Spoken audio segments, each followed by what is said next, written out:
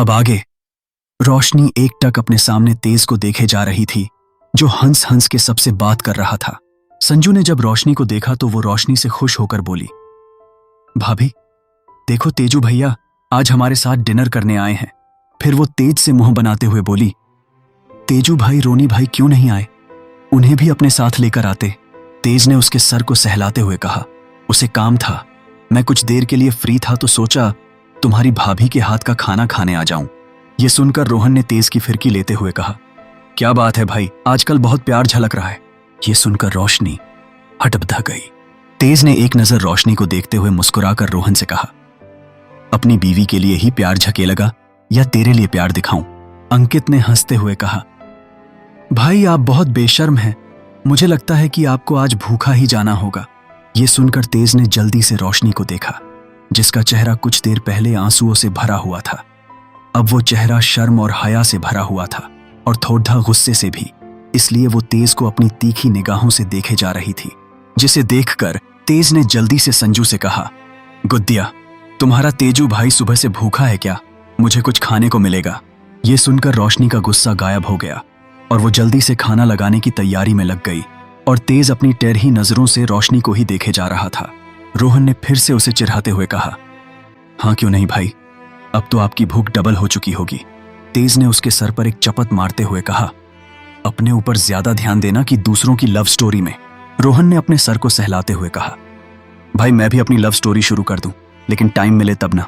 इस बार तेज ने रोहन की फिरकी लेते हुए कहा, बेटा लव स्टोरी शुरू करने के लिए कोई लड्डधकी होनी चाहिए जो तुम्हारे नसीब में लिखी हुई नहीं है।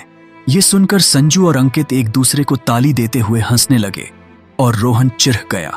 वही रोशनी ने खाना लगा दिया था और उसकी मदद शोरब कर रहा था।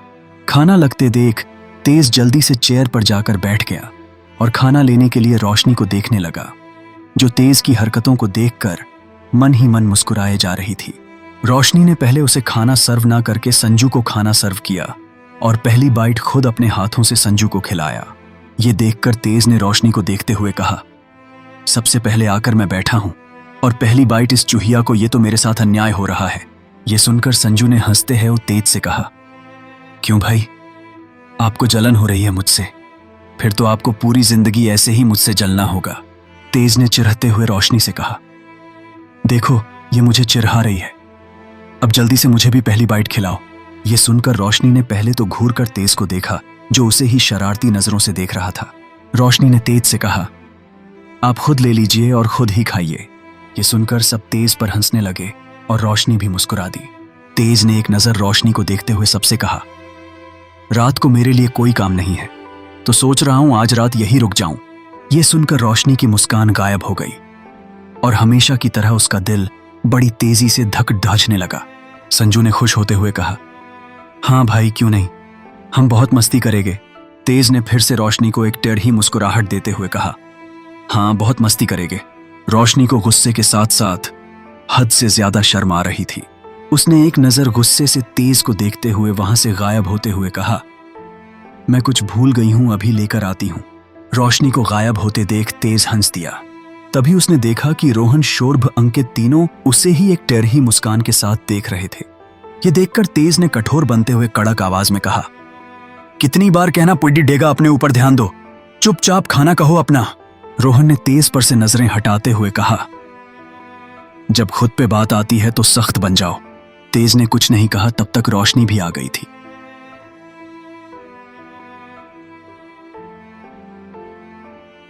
वही दूसरी तरफ महिका जैसे ही रिजॉर्ट पहुंची, सबको खबर लग गई। महिका जैसे ही अंदर गई, युवराज महिका के पास जाकर बोला, बॉस आप कहां थी? क्या आपने ट्रैकर को ऑन ऑफ कर दिया था? महिका ने उसे देखकर शांति से कहा, यहां नेटवर्क की बहुत कमी है। यह सुनकर युवराज ने हल्के गुस्से के साथ कहा, तो तुम अकेले क्यों गई? तुम गार्ड्स को अपने साथ लेकर क्यों नहीं गई? अकेले क्यों गई? तुम जानती भी तुम कभी भी खतरे में पीडी डियाउडी टीएच सकती हो। महिका ने एक नजर युवराज को देखा, फिर सामने देखते हुए कहा, लगता है तुमने सुबह से कुछ नहीं खाया, जाकर खाना खा लो, फिर मीटिंग की तैयारी शुरू कर देना। इस बार इसे खत्म करना है, मेरे पास फालतू टाइम नहीं है। इतना कहकर वो अपने कमरे में चली गई। युवराज हैरानी से महिका को जाते हुए देखता रहा। फिर वो गुस्से से अपना ना में सर हिलाकर वहां से चला गया। कुछ देर बाद वासु, ताहिरी, वैभव एक साथ बैठे थे और उनके सामने कैरम मौजूद था। खेल तो सिर्फ वासु रहा था, क्योंकि वो अब तक प्यार में नहीं पड़ीडीढ़ा था। अगर प्यार में पीडीडीडीए जाता तो वो भी वहां होकर भी वहां नहीं होता। वैभव और ताहिरी तो बस कहीं खोए हुए थे। वो खोए हुए ही खेल रहे थे, जिसमें वासु को मजा नहीं आ रहा था। वासु ने चिढ़ते हुए वैभव और ताहिरी को देखा। फिर उसने कुछ सोचते हुए कुछ गोटियां अपने पास उठाकर रख लीं। तब भी वैभव और ताहिरी ने कुछ नहीं कहा। यह देखकर वासु बुरी तरह से चिढ़ गया। उसने वैभव और ताहिरी दोनों के ऊपर गोटियां फेंकते हुए कहा, ताहिदी, विभू भाई, आप खेल क्यों नहीं रहे हो ढंग से? वासु के ऐसा करने से दोनों अपने अपने सपनों की नगरी से बाहर आए। वैभव और ताहिरी ने पहले एक दूसरे को देखा। फिर वासु से ताहिरी ने एक फीकी मुस्कान के साथ कहा, अरे हम खेल तो रहे हैं।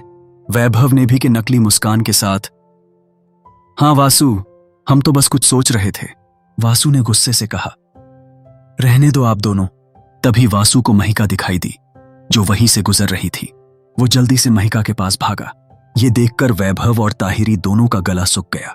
वासु को देखकर महिका रुक गई थी और वासु को देखने लगी थी। वासु ने महिका का हाथ पकड़ी ढहाते हुए मुंह फुलाते हुए कहा, दी, मेरे साथ खेलिए ना। कोई भी मेरे साथ सीरियसली नहीं खेल रहा। विभू भाई और ताहिदी अपने में खोए हुए खेल रहे हैं। आजकल वो दोनों जागती आंखों से सपने देखते रहते हैं। ये सुनकर वैभव और ताहिरी की आंखें बड़िद्धी हो गईं। दोनों जल्दी से महिका के पास भागे और घूरकर वासु को देखने लगे। महिका ने एक नजर वैभव ताहिरी को देखा। वो दोनों कुक कहते कि महिका ने वासु से कहा, अब तुम बच्चे नहीं हो जो खेल रहे हो। बच्चों की तरह बनना बंद करो। ये सुनकर वासु का चेहरा लटक गया। उसने महिका का हाथ छोड़ दिया। महिका ने एक नजर वासु को देखा, जो अपना मासूम सा उदास सा चेहरा लेकर वहां से जा रहा था। तभी वासु ने महिका को देखा, जो कैरम के पास जाकर बैठ गई थी। ये देखकर वासु खुश हो गया और भागते हुए महिका के पास जाकर बैठ गया। ये देखकर वैभव और ताहिरी का मुंह खुला का खुला रह गया। ताहिरी ने उनके पास जाते हुए कहा, मेरे बिना तुम दोनों नहीं खेल सकते। वैभव भी उसके पीछे चला गया। आगे के एपिसोड्स के लिए लाइक, शेयर एंड सब्सक्राइब जरूर करें।